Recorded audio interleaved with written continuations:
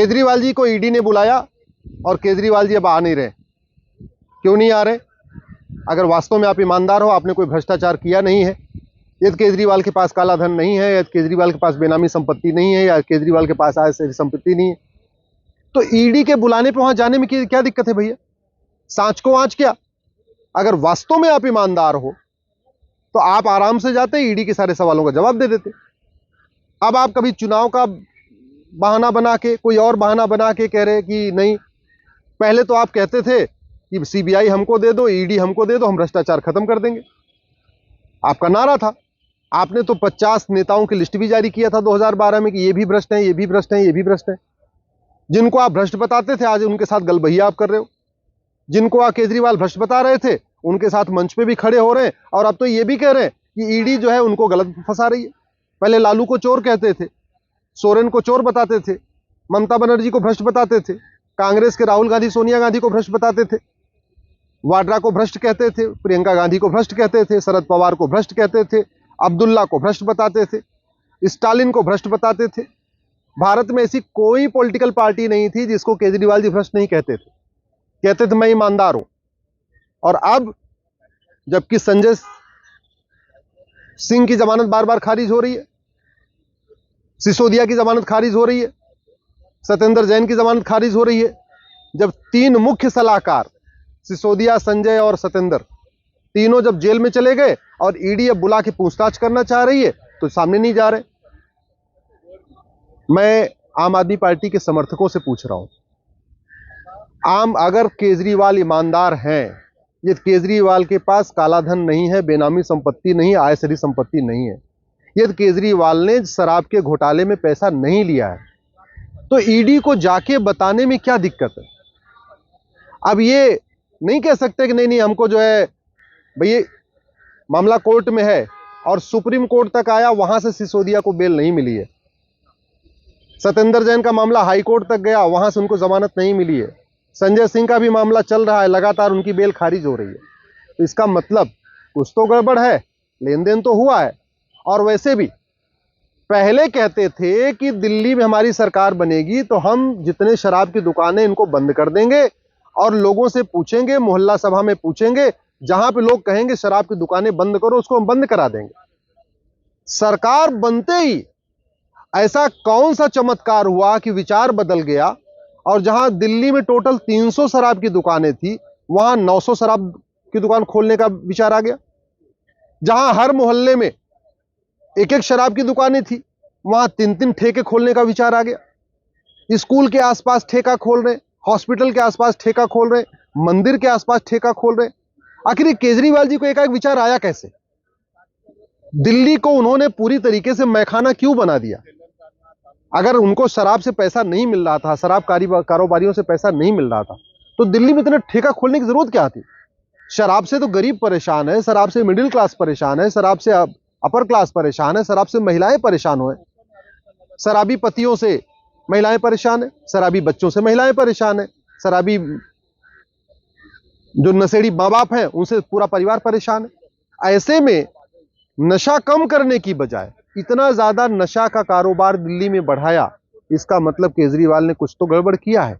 और वही गड़बड़ किया है, उनको पता है कि हम अगर जांच में जाएंगे तो कुछ न कुछ गड़बड़ हो जाएगा, इसीलिए वो भाग रहे हैं। मैं तो ईडी के अधिकारियों से भी कह रहा हूं, सीबीआई के अधिकारियों से भी कह रहा हूं, आप मनीष सिसोदिया, सत्येंद्र जैन और संजय सिंह का नार्को टेस्ट करिए, पॉलीग्राफ टेस्ट करिए, ब्रेन मैपिंग करिए। भाई ये सफेद पोस्ट लोग जल्दी बताते नहीं।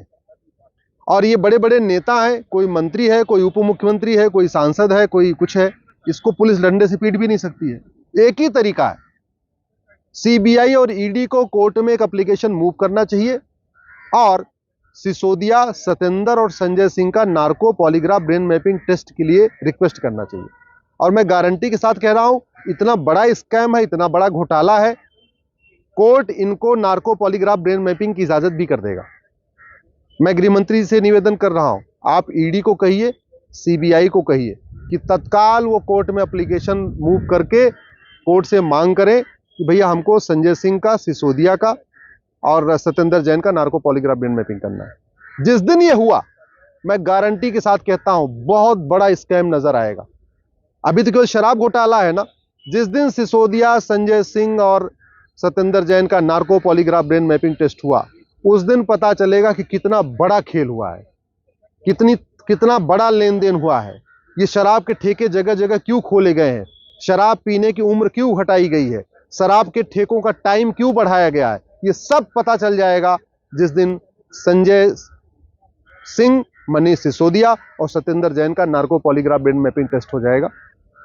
मैं जनता से भी रिक्वेस्ट कर रहा हूं, आम आदमी पार्टी के समर्थकों से रिक्वेस्ट कर रहा हूं, अगर आपको लगता है कि केजरीवाल ईमानदार है, सिसोदिया ईमानदार है, संजय सिंह ईमानदार है, सत्येंद्र जैन ईमानदार है, तो आप भी एक बार पब्लिकली मांग करो कि भैया एक काम करो, इन तीनों का नार्को पॉलीग्राफ ब्रेन मैपिंग करो।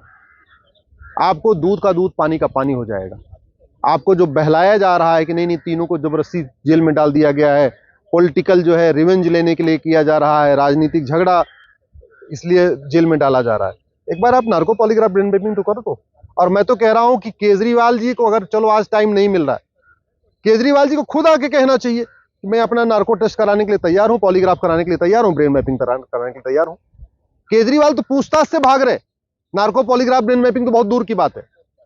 जिस दिन केजरीवाल का नार्को टेस्ट हुआ, पॉलीग्राफ टेस्ट हुआ, ब्रेन मैपिंग हुआ, उस दिन आपको पता चलेगा कि केजरीवाल कितने नक्सलियों के समर्थन में रहे हैं, कितने माओवादियों के कांटेक्ट में रहे हैं, कितने खालिस्तानियों के कांटेक्ट में रहे हैं।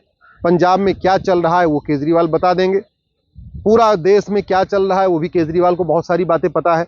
इसलिए मैं कह रहा हूं, सबसे पहले मनीष सिसोदिया का नार्को टेस्ट करिए, संजय सिंह का करिए, सत्येंद्र जैन का करिए, और साथ में साथ अगली बार जब भी इनको समय मिले, अभी तो इलेक्शन की ड्यूटी के बहाना लेके भाग गए, जब भी केजरीवाल मिले इनका नार्को पॉलीग्राफ ब्रेन मैपिंग करिए। मैं गारंटी के साथ कह रहा हूं, जितना बड़ा घोटाला पकड़ा गया है शराब का, इसका 10 गुना बड़ा घोटाला मिलेगा दिल्ली में, क्योंकि बहुत लूट हुई है, बहुत बड़ी फंडिंग हुई है। और अभी तो केवल आपको शराब कारोबारियों की फंडिंग का पता चलेगा, बाद में अगर नार्को पॉलीग्राफ ब्रेन मैपिंग होगा तो पता चलेगा खाड़ी देशों की भी फंडिंग हुई है, पश्चिम देशों की भी फंडिंग हुई है, अलगाववादियों ने भी फंडिंग किया है इलेक्शन के दौरान, नक्सलियों ने भी बहुत बड़े मात्रा में सहयोग किया है इलेक्शन के दौरान, और देश के अंदर जो काला धन हवाला का पूरा खेल चलता है उसमें भी बहुत बड़ी फंडिंग हुई है इलेक्शन के दौरान। लेकिन इसके लिए सर सीबीआई को और ईडी को नार्को पॉलीग्राफ ब्रेन मैपिंग करना पड़ेगा, केजरीवाल का, सिसोदिया का, सत्येंद्र जैन का और संजय सिंह का।